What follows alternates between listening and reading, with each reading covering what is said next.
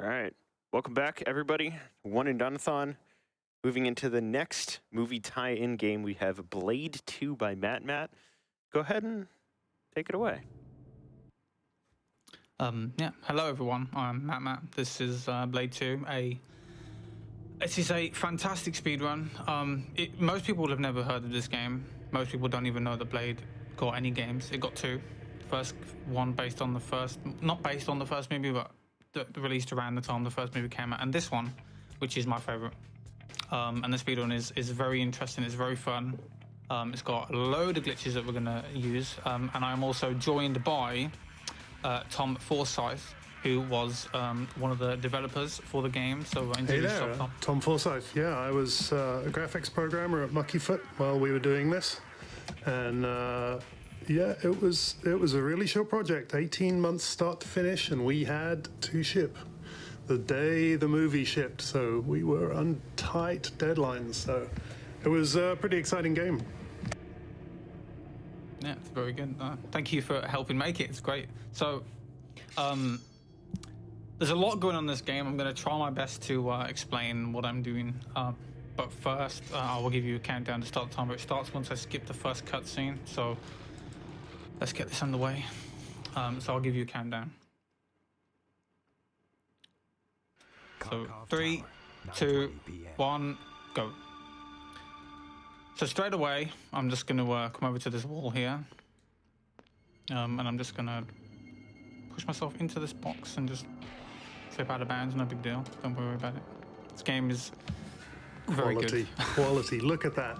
Yes. Muckyfoot code shining through. As I say, we had 18 months, start to finish. We'd never done a game on the brand new PS2 or the brand new Xbox. This was quite a ride for development. Yeah. I wouldn't know, I wasn't there, but I do play the game a lot now, so. It's lovely and janky. Yeah, I am playing the PS2 version, which is the fastest. And yeah, that's the first level done already. He's done. Straight to the end. The second level is even faster. If you blink, you'll miss it. This level, you've got to go and like destroy some electrical boxes to unlock an elevator to open the door to the elevator so you can get in. But I'm not going to do that because that's slow. This glitch is great. So there's a little pot over here, and I'm just gonna come over to it, and I'm just gonna side jump into it and just clip through the wall. No big deal. Then walk into the elevator. And that's the second level done. It's lovely. Oh, I just picture the faces on my QA department going, "Oh my God, he did what? Oh no." Yeah. This is one of the like most famous levels from the game if you've ever played it. This was used a lot in like promotional art and stuff. Because it's got a big massive dance floor with a bunch of music, and there's loads of vampires, tons of them. And I guess you use that to show off the capabilities of the game and like how many enemies you could have on screen at once. But I remember you saying that that was mostly just due to the fact that the AI was really dumbed down, and that's why you could have so many on screen at one time without it breaking everything. It was sort of the goal, right? We wanted lots of enemies on screen, right? We'd sort of, we had Doom, and Doom had loads of enemies, and then we went to Quake, and Quake had none, and we just wanted to get back that sort of hordes of enemies on screen. So we kept everything nice and simple. The whole thing was so, yeah, you could stand in the middle of this dance floor and just beat everyone up for ages. That was one of the design goals. Oh yeah, I just went through the wall again. Yeah, so that kind of works. That's like, it looks easy to do, and it is easy to do, but the way it works is very confusing. So basically the game checks where you're gonna land, like where you're gonna land on the floor. And basically right there, I jump at a certain angle so the game thinks I'm gonna land on the stairs, but I'm actually going into the wall, and I just land on the level of the stairs through the wall, and that allows me to just clip out of bounds. I'm gonna use that a lot in the run. Sadly, this level there is no glitches, but there is a lot of enemies, and we've got to destroy 17 computers. This level is probably one of the laggiest in the game as well, because there's just so much going on, and every time you shoot a computer, the FPS just drops to like, I don't know, 15, 20. It's very laggy. This reminds me, I mean, you're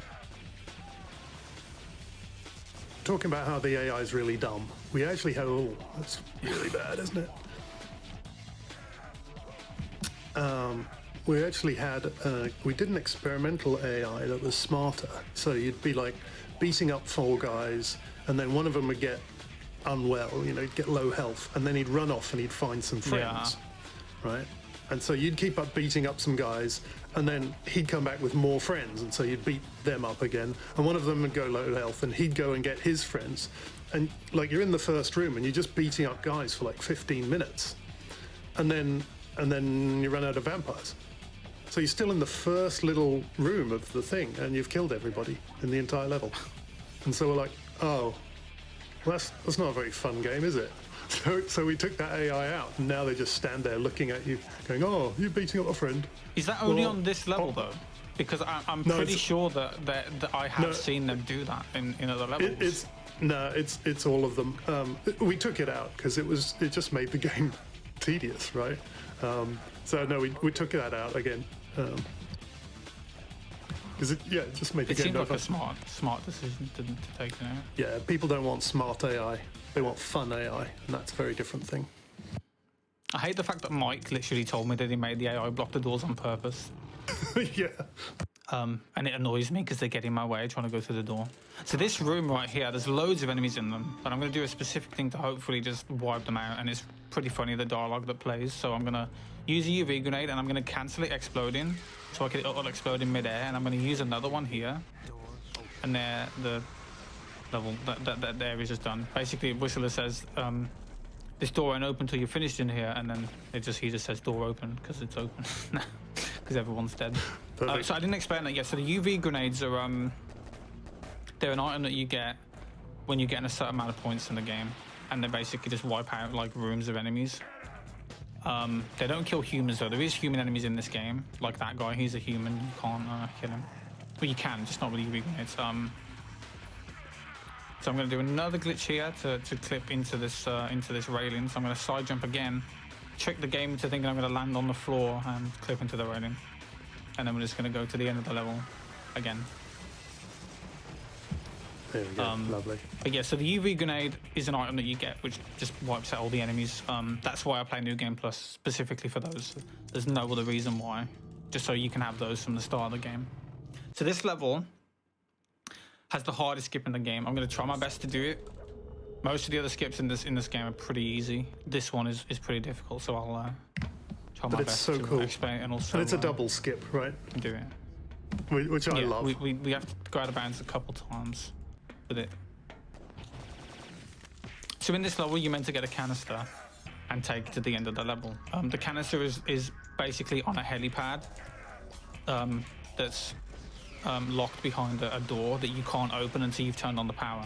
So, excuse me, I don't know what happened there. It was like someone standing in the way. So if I was to turn right there, that would be the way towards going to turn the power off. I'm not going to do that. I'm going to clip through the door that I need to get through that is closed, but it's very hard to clip through. There's something specific we have to do. We have to line ourselves up and basically get the game to basically land in a position where the game doesn't know where to put you, and it warps you to the other side of the door. So I'm going to try my best to do that now and explain it. So I'm going to basically kick to get on the ledge. Okay, I don't know why he moved then. That was weird. Kick to get on right on the edge. I want to line myself up. I'm going to side jump and side jump back. There we go. Okay, cool. Amazing. First time. Nice. Well done. So, yeah.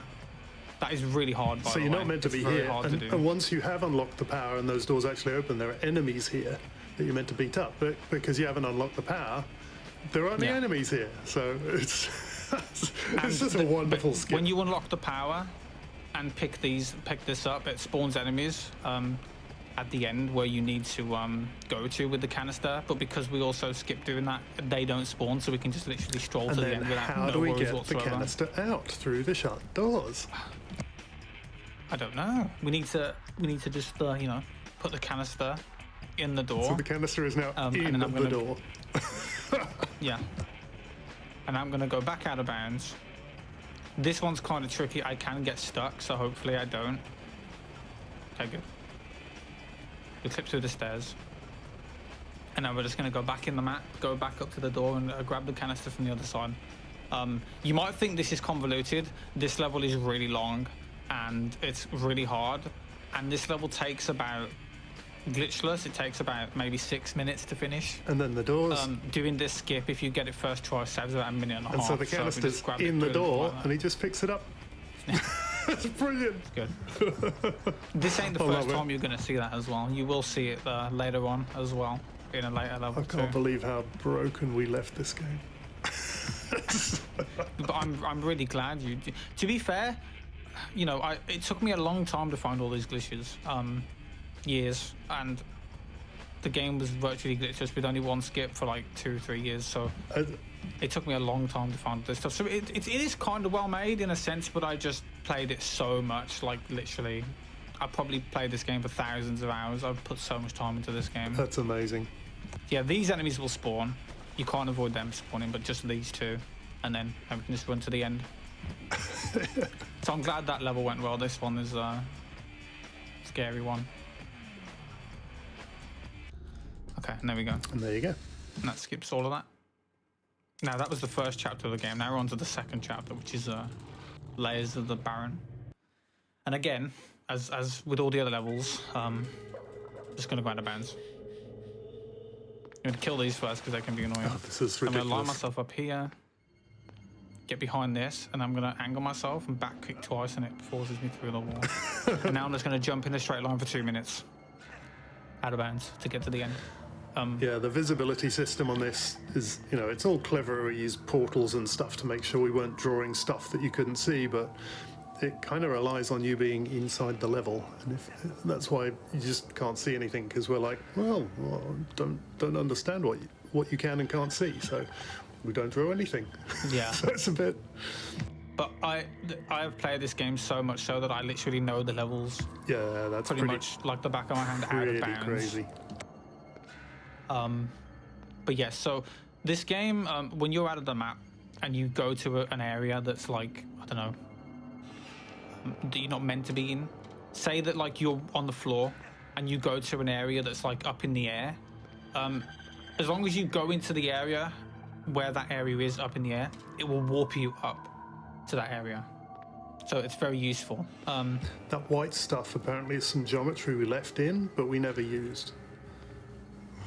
I don't know why we didn't remove it. It's got collision and everything. If you get inside of it, it's just there's But no nothing there. textures. Yeah. And then here's the end of the level, so we're just going to jump back in bounds, and that's it. So the next level, I'm very sorry, is the most boring. It's an escort level.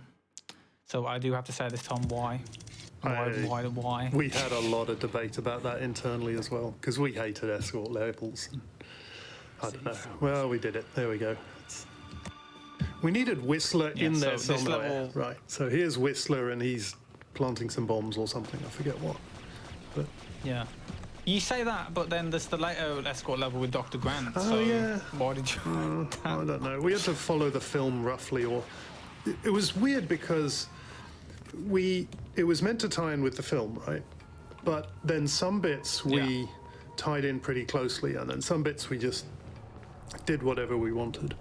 And the weirdest part of the tie-in was, this is not Wesley Snipes, right? This is Blade, not Wesley Snipes. We couldn't use Wesley Snipes' likeness because he'd only signed the things for the film, not for the game. So we had to make Blade look like Blade, but not like Wesley Snipes, even though Wesley Snipes is the only guy that's played him in the films. This drove the artists nuts, right? Because they'd kept sending these models to, you know, the production company, and they'd say like either, oh no, he doesn't look enough like Blade, or oh no, he looks too much like Wesley Snipes.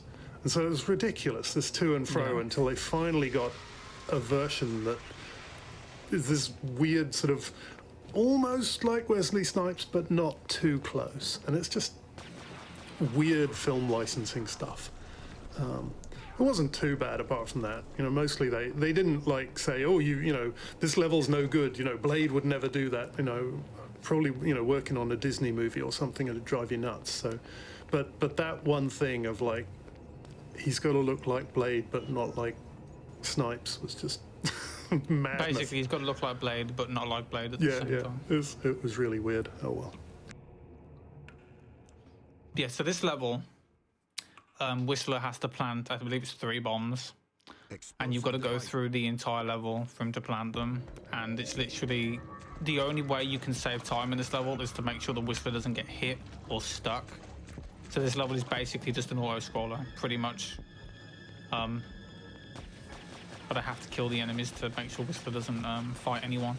So yeah, it takes about 8 minutes. So there's not really much to explain in this level, or like what I'm doing. Yeah. I mean, there's a little couple of details, but I'll leave this level for Tom to explain some cool developer insights on the game. Well, the best thing about this is, right, it's a sewer full of vampires, but it's lit up like a bloody disco. Look at this lighting. It's amazing for a sewer. And that's because like the film was really dark, right? And we did all that. We did all the art. And like Blade, like, look at him. He's so shiny, right? Whereas Blade in the film, he's just this black blob, right? It's like Wesley Snipes, who's a really black dude, and he's wearing black shades, and he's like black armor, and he's just a shadow. And the problem is you can do that, but then you can't see what you're doing. You can't, like, when you're trying to play the game, you can't see what you're doing. So we had to brighten him up a ton.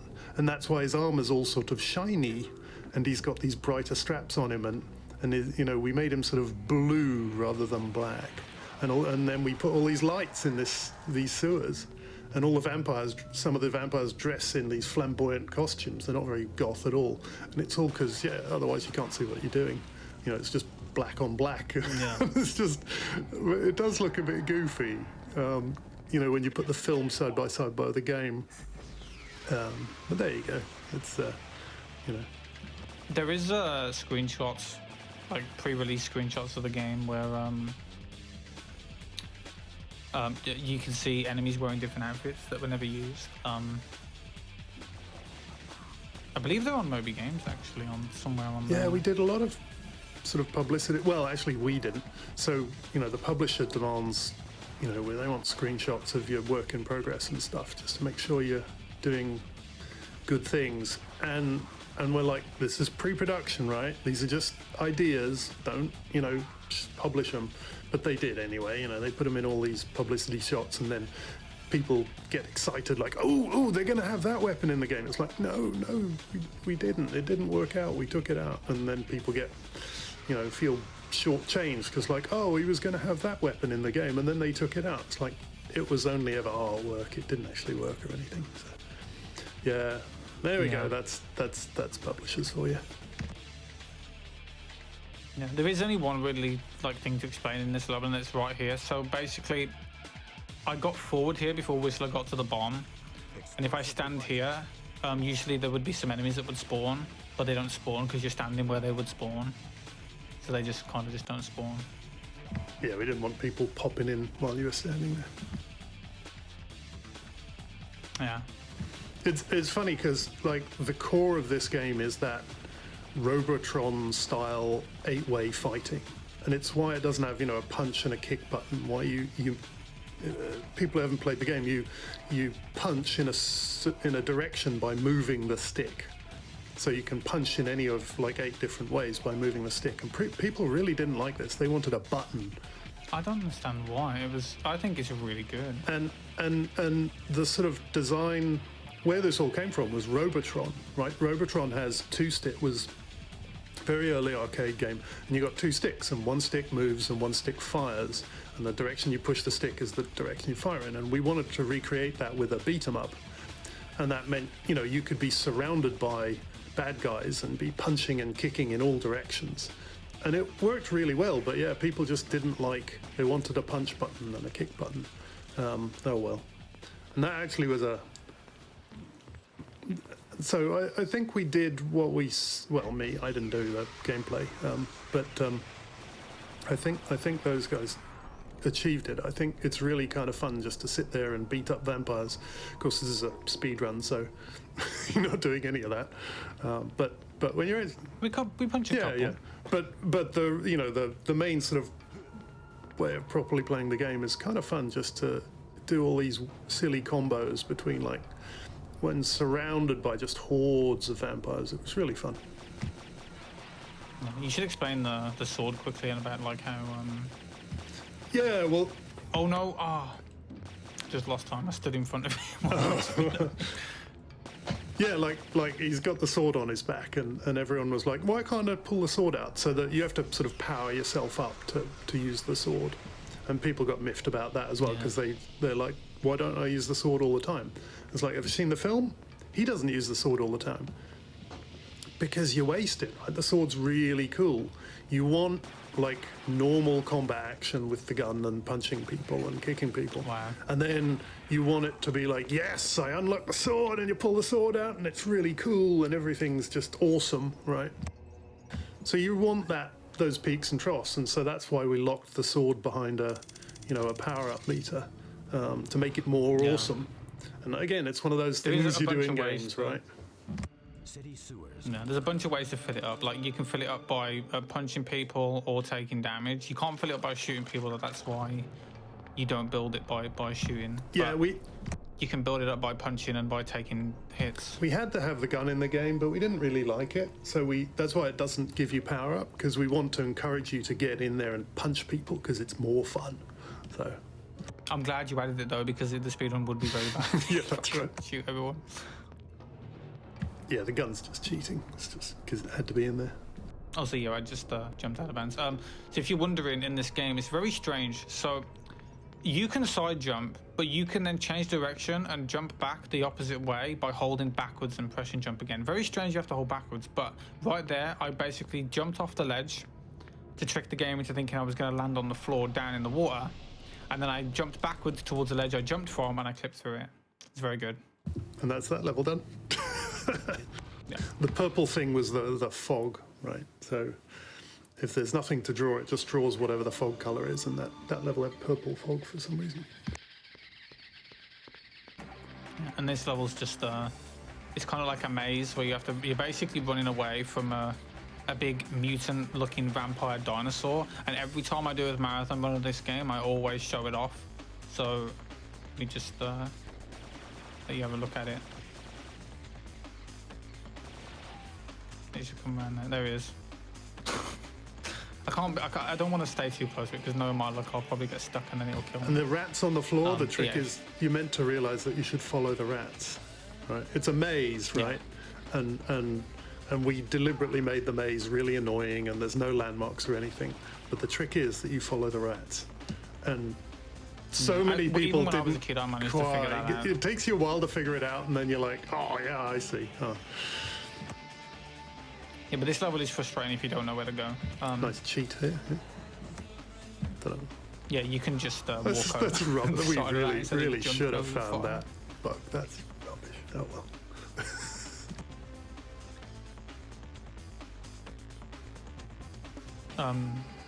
Yeah, you can't really get out of bounds in this level. There's not really a way to. You can on Xbox, but Xbox is just slow for the run. So most of the skips don't work on Xbox. So you did well with the Xbox version. You know, this stuff, this code all should be the same on PS2 and Xbox, and we've discussed why they're different on PS2 and Xbox, and I don't really understand. Certainly not deliberate. It's just, you know, a side effect, and it shows how janky the physics is, right? That two platforms can do slightly different glitches. Yeah, it's really, the physics was not robust, which I guess you're happy about. Oh, I love it. It's great. But yeah, so like there is differences between both consoles, like, and there also is differences between NTSC and PAL. On PS2, I'm playing on NTSC because one skip doesn't work on PAL. But there's also another skip later on that I have to do differently on NTSC. But yeah, so like there is like a bunch of differences. Like there is skips and out of bounds stuff that works on Xbox, doesn't work on PS2, and then also vice versa. But PS2 is like the king. Like it evens itself out to be like the best of what you can do. I love that skip you did, just straight through the railing and just walk under the level. There you go. So this out of bounds is probably one that if you do, you know, try and run this game, this is the one that people struggle with the most. And hopefully I haven't messed it up. Okay, good.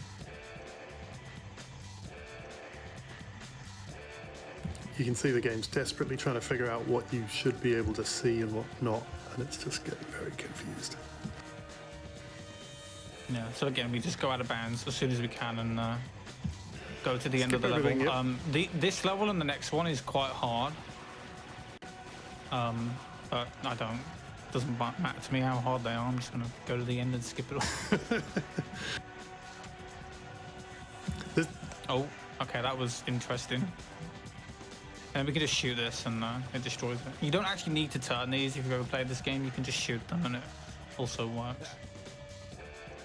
So this next level has the hardest sidewards jump clip. It's a very precise timing. We have to do it from like this really small railing. So this level is basically the level we just did, but we're going backwards. Pretty much. Is this the escort? This is the escort that you don't bother doing. Oh, no, that's the next the one. next level. Right. Yeah.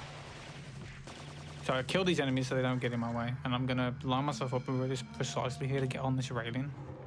And I'm going to do another sideways clip to get down here. That one's pretty precise to do that. Magic. Because if you wait too long, you're going to end up just falling down to the bottom floor, so... Let me just walk up here. And we turn to the right a bit, and then we just kind of go in this direction.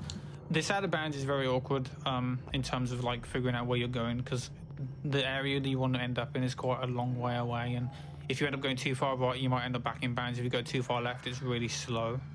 This should be fine though. I've played it enough that I know where I am. Oh, that's perfect. That's perfect. So I want to get in this room. Random things appearing and vanishing. There you go. No. So we need to hit this cutscene over here, because if we don't, when I finish the level just won't end. It'll just soft lock and freeze the game. So we have to hit that cutscene trigger. So we're going to use the grenade here and wait for all the rest of the enemies to spawn. You must help underdressed Dr. Lady. And then one more.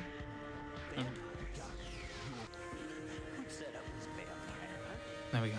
Now we've got the next escort level, but we're not actually going to escort her because conveniently the end level trigger is where it should be and we can hit it. But we do have to make sure that we do it fast, because in this game, if you go too far away from an AI that you're meant to be escorting, it spawns enemies on them and they get beat up. Yeah. So we need to make sure that she doesn't take any damage until we do it, because she will get beat up a lot. You see her health in the top left, and yeah, you'll see she's getting beaten up, and he's just got to get to the exit, zone before she dies. Which normally is very difficult to do, unless you just jump at the map.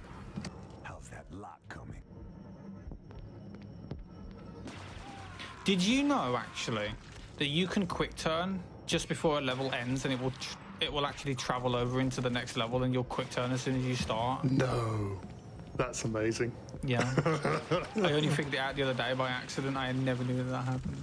Amazing. But yeah, so we kill all these enemies because we don't want them to beat her up just yet.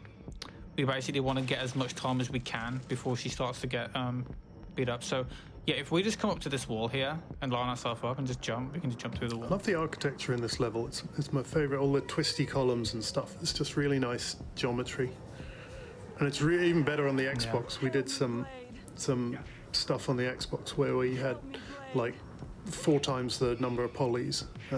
Did some neat tech there, because the Xbox was quite a bit more powerful than the PS2. You can hear her getting beat up, and she's like, "Help me, Blade." Half health. No, I'm not doing that. So next up is the first and only boss fight in the game, Project Vorp. And it's about as trivial as you would expect. If you've played this game casually, this boss fight is actually quite difficult. But like if you're me and you've been playing it a long time and you know what to do, it's pretty easy to cheese it. And I'll explain it in a minute. But first we have to destroy 4 pipes.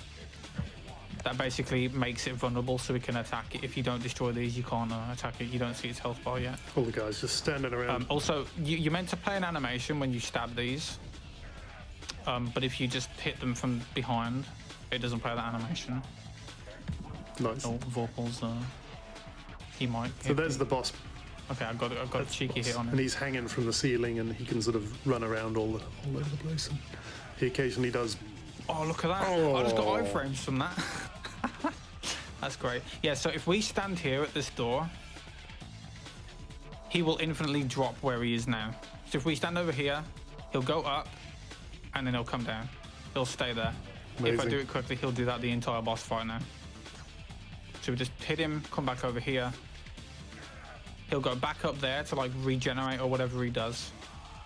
And then just make sure I'm by the door, and then he'll just go up and then stay there and come straight back Those down. one-on-one kills. And we're just gonna do that over and I over love again. those. Those are a thing in the game we put in. Just randomly when you kill an enemy, it might decide to do a, cool that like that with that cool camera and cinematics and stuff.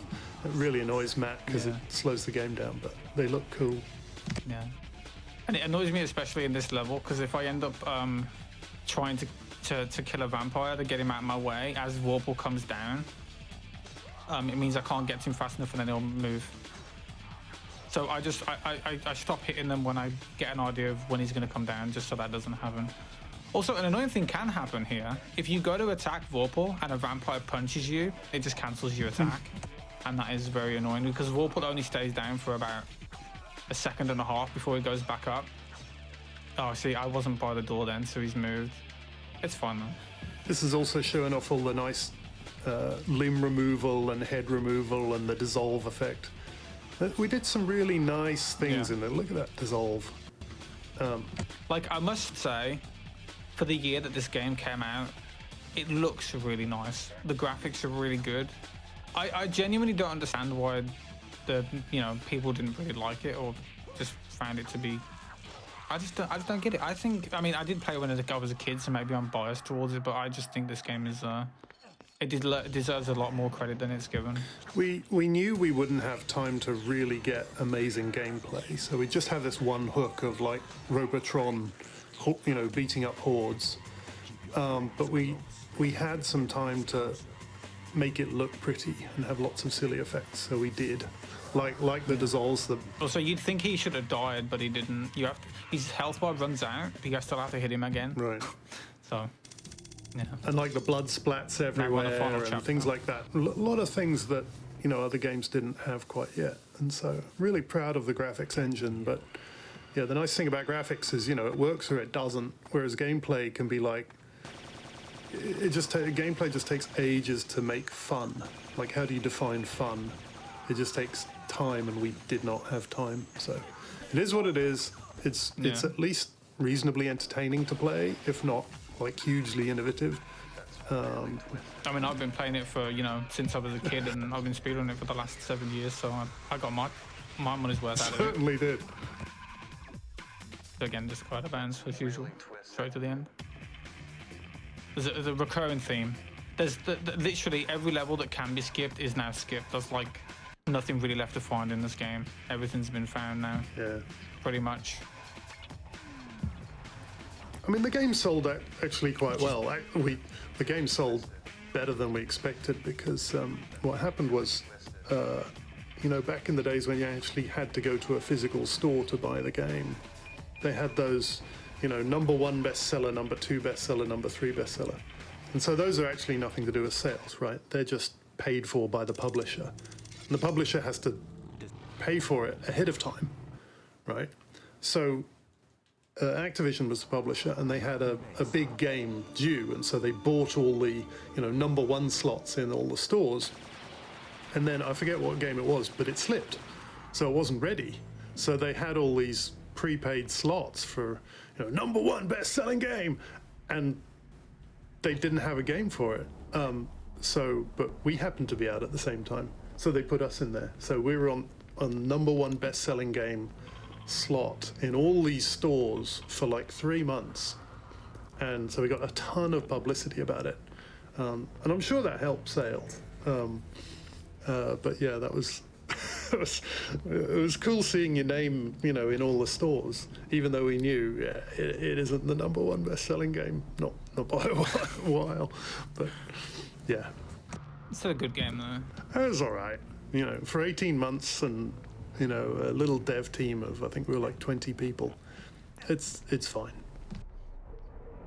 Yeah. So in this level, this level is again another level where we have to use canisters to blow up these energy stores. That's why it's called energy stores, like energy, like power things. But you're meant to blow up 2 of them. But first, before we can even get to the canisters, we need to turn on the power in this room. So I just go out of bounds, go straight to the room with the power. It's a little bit faster than going through the level normally. And yeah, so there's 2 canisters we're meant to get. But I'm not going to do that. Thankfully, the first one that you blow up unlocks the second one. And the second one ends the level. So we can just basically go to the second one and just blow that one up instead of blowing up the first one. And it saves about 50 seconds or so. And you're going to see an instance of, I guess, kind of air walking. Not really, but we're going to float in the air to basically jump out of bounds through a wall. A lot of areas in this game, especially if they're higher up, don't have any collision, and you can just jump through them. I'm going to use that very soon. It's going to kill all the enemies in it. So we get the canister here. No, not pick it back up again. Going to grab some ammo to be safe. I forget why those guys are wearing those weird spacesuits. I'm sure there was some good reason for it. Oh, one of them survived. Did you see that? He was taking cover and on nothing there. He was just doing it in the middle of the floor. Anyway, yeah, so we get this canister and we're going to basically just place it in front of this electric field. This electric field goes away once you destroy the first Oh, energy that's right, store. yeah. So you use the same trick of putting it inside the field. There you go. Yeah, and then we're going to just go out of bounds. This is basically, I think, the newest skip in the game. To skip the out of bounds this way. This was basically the last like holy grail left, and now that it's been found, there's already much else to do. So basically what I'm going to do is I'm going to get up on here. I need to destroy this first. I'm going to get up on here. Okay, not like that. I'm going to get up on here, and I'm going to get as close as I can to the edge, and I'm going to side jump to clip over the railing and float in the air, and then just jump through the wall. Magic. Yeah, that's another instance of the game thinks I was going to land on the floor behind the railing. No! That's fine. But it just puts me on that side of the road. No. Okay, that's fine. I'm going to have to walk up the stairs now. I'm actually kind of glad that happened because I nearly went back in bounds. That's fine. There you go. I was meant to end up up And here. now you're on the other side of that now I've got to walk up electric the stairs. thingy, and you can pick up the canister. Yeah. Also, if you pick it up and place it, like, because that electric field is meant to damage you, if you pick it up and place it at the right time, it won't. Also, something can happen here. Okay, I didn't get punched. You can get stun locked in this game, right there. If you get punched while holding a canister, sometimes for whatever reason you cannot drop the canister, and you just keep getting instantly punched and you just die. You can't do anything about it. It's random. Thankfully, it didn't happen there. Okay, can you stop shooting me? Okay, yes, run and hide, yes, good. Okay, is he gonna run and hide? No, of course not. What is happening? I'm trying to pick up the canister. Oh, did it fall? Oh, no, it's still there. Thought it had fallen through the floor. Oh, it actually floats. You can actually place the canister out of bounds, it just floats them. There you go. Yeah, so that level is probably the hardest for me in terms of doing it fast and well. It can go wrong. Mountain base. And now we've got to go back through the same level to the end, but as you can guess by a recurring theme, I'm just going to go out of bounds. So we're going to get onto this railing here. Let me just kill these little dudes, because they can be annoying. We're just going to jump on this railing, and then I'm going to backwards jump through the wall, because it's high enough that you can get through it, but there's no collision. And I'm just going to jump basically to We the got end. some fiery fog or something, and that's why it's all. Okay, that's weird. I jumped like right in line with the door. Okay. So there's a bunch of enemies we still have to kill, so I'm just going to use the UV grenades as per usual.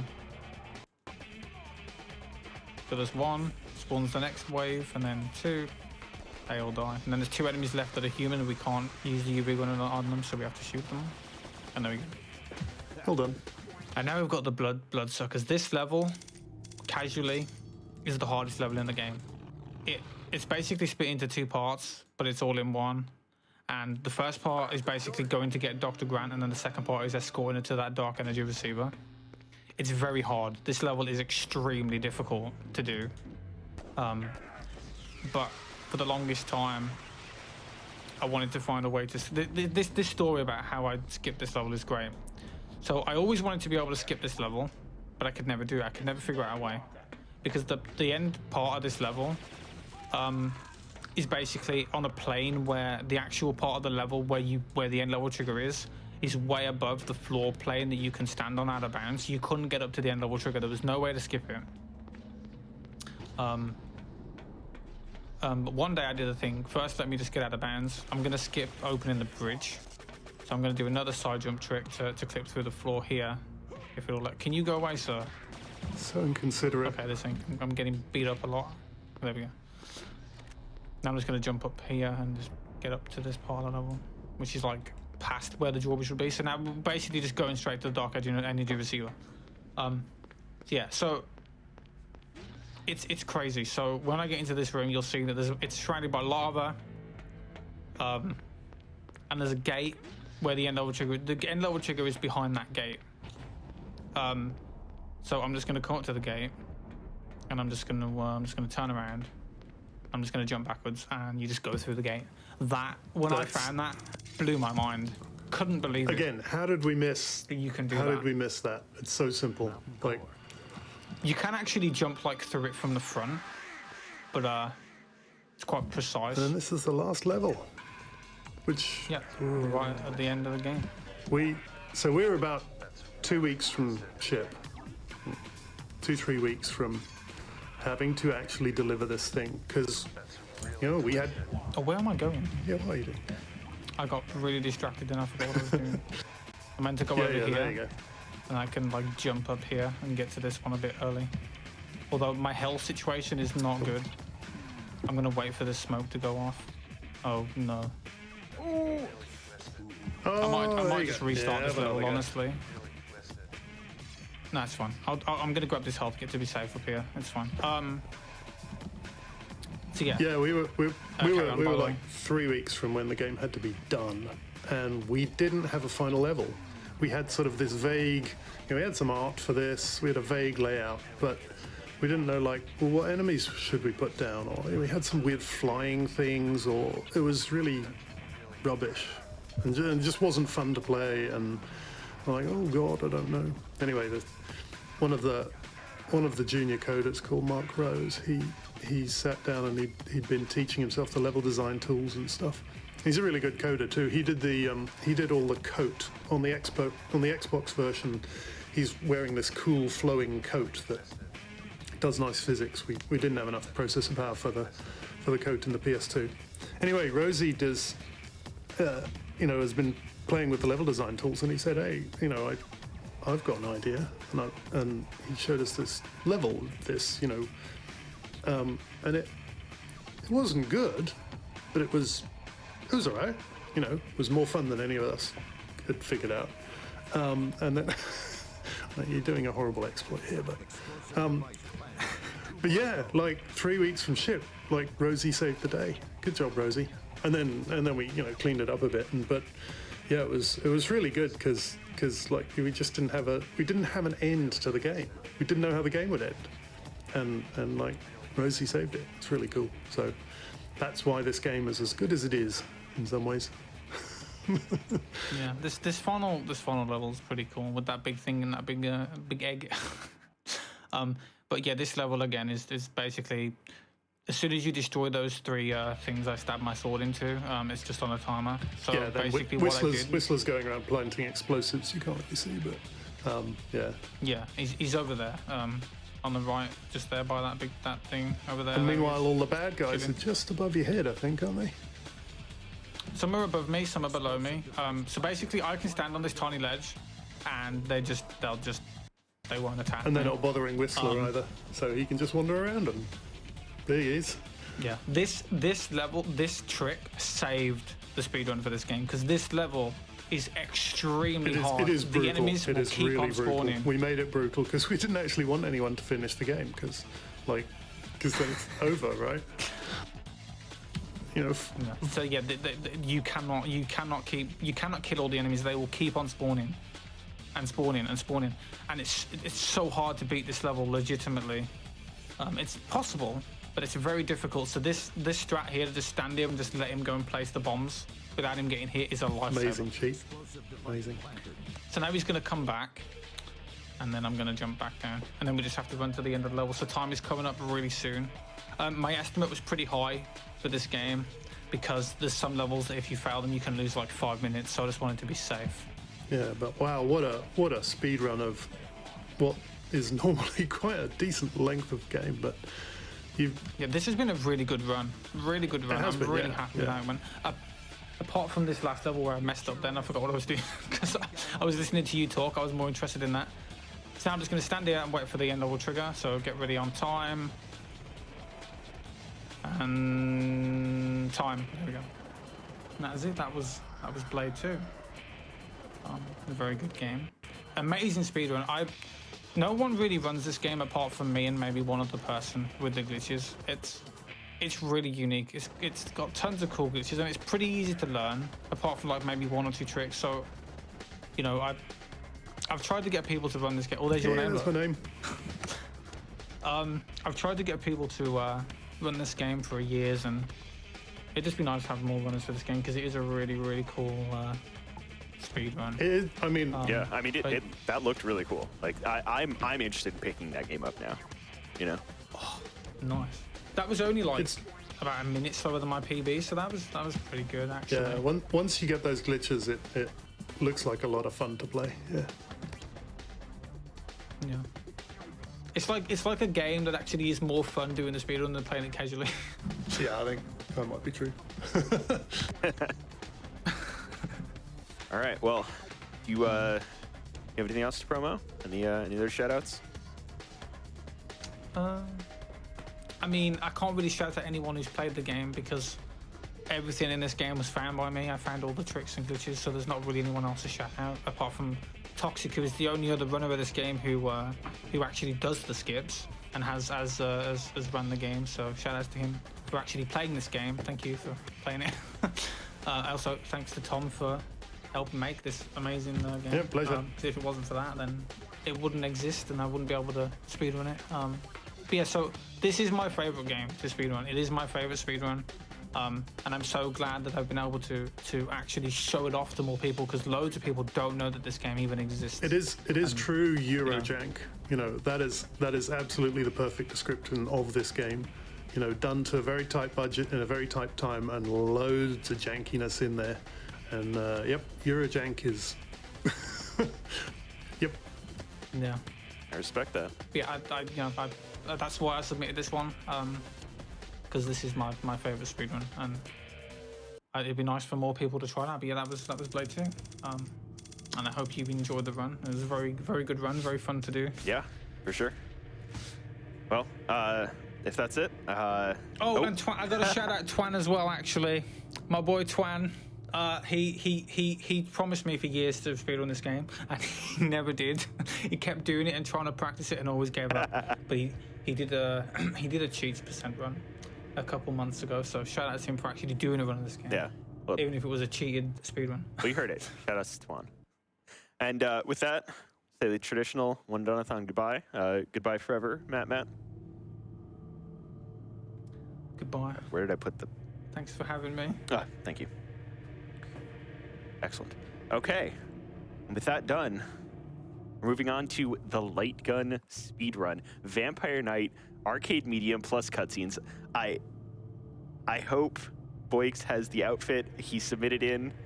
Warren, I can't wait. I'm so ready for this. We're going to be right back after a quick break. You get to see the light gun speedrun of Vampire Knight.